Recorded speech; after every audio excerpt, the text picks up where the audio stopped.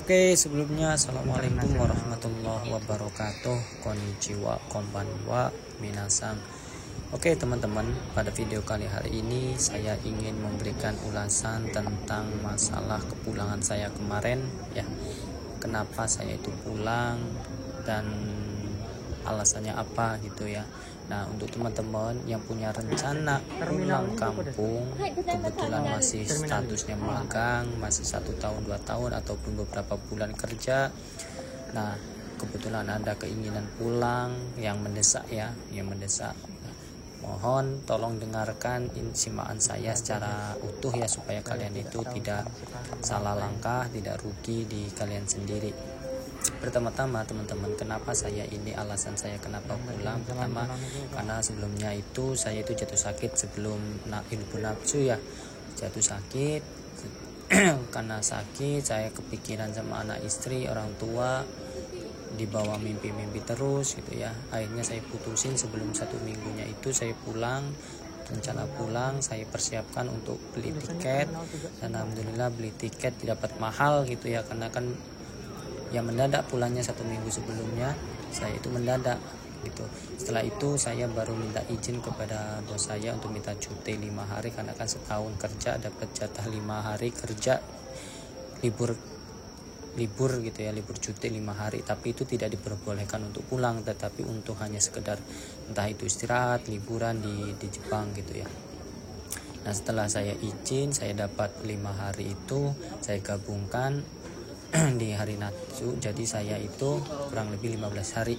Nah, setelah itu saya beli tiket. Nah, habis beli tiket saya langsung putuskan pulang gitu ya. Tetapi teman-teman, yang perlu kalian tahu, kenapa pihak perusahaan itu tidak memperbolehkan kita pulang, Hakumia itu tidak memperbolehkan kita pulang. Yang dikhawatirkan ketika kita berada di perjalanan, proses perjalanan itu ada sesuatu terkendala ya, entah itu kecelakaan, entah itu masalah apa gitu ya. Nah, itu kan resiko bagi kita. Kalau semuanya kita pulang, nanti kita tidak bisa kerja lagi, bisa jadi kita diputus kontrak karena kita kecelakaan dan lain sebagainya. Makanya tidak dianjurkan pulang, karena proses kita masih statusnya magang. Dan kebetulan kalau kita magang kerja di Jepang, tahulah gajinya seberapa. Kalau cuma 1 tahun mungkin, kalau kebetulan yang punya istri kayak saya belum balik, itu modal. Kalau sampai saya ketahuan entah itu kecelakaan, mungkin saya akan menjadi sebuah ya imbasnya lah ya, resiko bagi saya. Tetapi sekali lagi, karena saya sudah mengambil sebuah keputusan, tentu ya saya siap menerima segala resiko gitu ya. Makanya saya nekat pulang. Tetapi untuk teman-teman yang tidak punya kepentingan yang betul-betul mendesak, lebih baik saran saya jangan pulang gitu ya. Yang dikhawatirkan kalian itu terjadi apa-apa, entah itu di kampung, di pesawat, kita nggak ada yang tahu ya nasib kita. Yang dikhawatirkan juga kalian pas waktu di kampung naik motor kecelakaan, sedangkan pihak perusahaan tidak tahu, terus dikabarin, kamu ditelepon nggak ada kabar pas waktunya kerja, akhirnya kamu ternyata masih di Indonesia tanpa sepengetahuan. Ya mungkin ini menyalahi peraturan ya, gak izin terus kecelakaan, gak bisa kerja. Mungkin bisa saja pihak perusahaan itu memblacklist kalian ya, memutus kontrak, entah itu di deportasi atau lain sebagainya. Itu nggak tahu ya nasib kita ke depan. Nah, itu saran saya, lebih baik jangan kalau memang tidak bisa, kalau memang nggak ada kebutuhan yang mendesak itu. Tetapi sekali lagi saya tidak melarang teman-teman itu pulang, itu terserah hak kalian, karena resikonya itu akan ditanggung kalian masing-masing gitu ya. Tetapi saya akan menjelaskan prosesnya. Kalau ibarat kata perjalanannya dari Jepang ke Indonesia itu seperti apa, saya akan jelaskan secara tuntas ya, supaya teman-teman tahu perjalanannya dan tidak bingung gitu. Nah, pertama-tama teman-teman, kalian itu naik kereta ya, naik kereta dari tujuan masing-masing langsung ke Narita. Nah, yang perlu kalian ingat itu, kalian itu harus tahu stasiunnya itu stasiun berapa, 1, 2 atau 3. Nah, itu kalian harus lihat di tiketnya ya. Kalau seumpamanya tiket ada stasiun 2, maka kalian itu menujunya ke stasiun 2. Kenapa ini penting? Supaya kalian ini tidak salah pas waktu mau check in gitu ya, kok nggak ada gate yang dibuka gitu ya. Nah itu kan salah kaprah nanti, apalagi kalian untuk pertama kali gitu ya, pertama kali perjalanan, yang dikhawatirkan kalian bingung, akhirnya nanti kalian ketinggalan pesawat gitu ya. Makanya tanyakan dulu itu gate berapa, nanti kalian tanya di ya ini ya penjaga-penjaga, kalian tanya sesering mungkin kalian tanya. Kalau memang kalian nggak tahu ya kalian tanya, diusahakan jangan malu-malu meskipun terkendala bahasa, ya cobalah untuk translate gitu ya, supaya kalian ini tidak tersesat dan tidak tertinggal pesawat.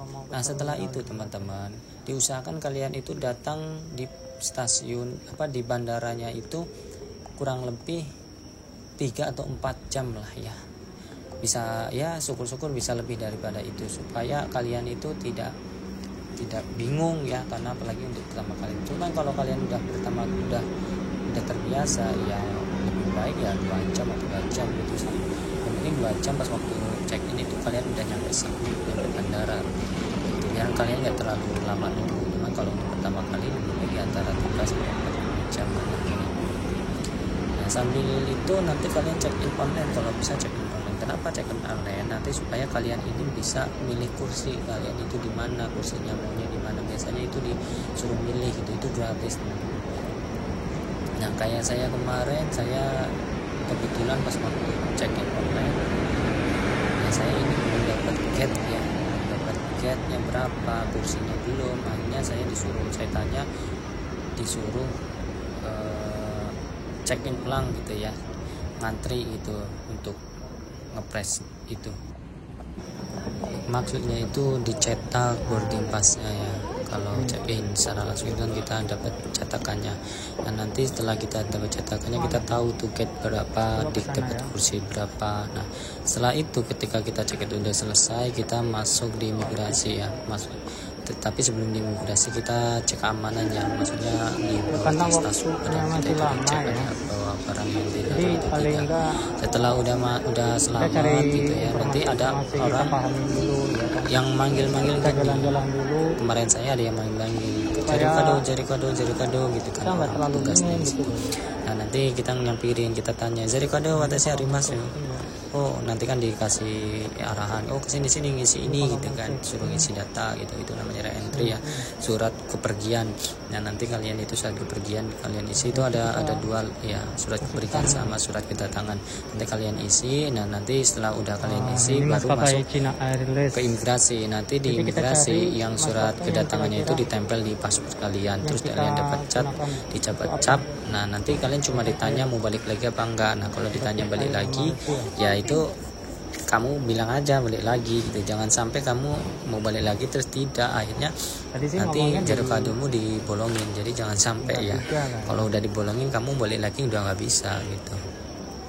Makanya dipahamin, kalau kamu nggak bisa bahasa paling tidak ya, kalau nggak maksud tanya berulang-ulang maksudnya gimana, biar nggak salah arti gitu ya, biar nggak dilubangin. Nah setelah itu kalian masuk bablas disuruh jalan, itu nggak ribet ya teman-teman, cukup gampang, mudah, tanpa hambatan gitu, orang suruh masuk aja. Setelah itu baru kita mencari gate kita, nyari gate-nya itu sesuai di boarding pass ya, kita gate berapa kita cari. Kalau kita nggak tahu kita tanya di mana gate berapa gitu. Ibarat kata kalau gate-nya 7 berarti kita cari gate 7, kita cari tahu itu di boarding pass kan tertulis gate-nya gitu. Nah setelah kita ketemu gate-nya, kita nunggu di situ, kita nunggu biasanya beberapa jam gitu, 1 jam kurang lebih, beberapa menit itu. Nah nanti kalau udah dibuka gate-nya, nah baru kita cek keamanan lagi, kita suruh cek keamanan. Setelah cek keamanan udah selesai, baru kita menuju ke kapal.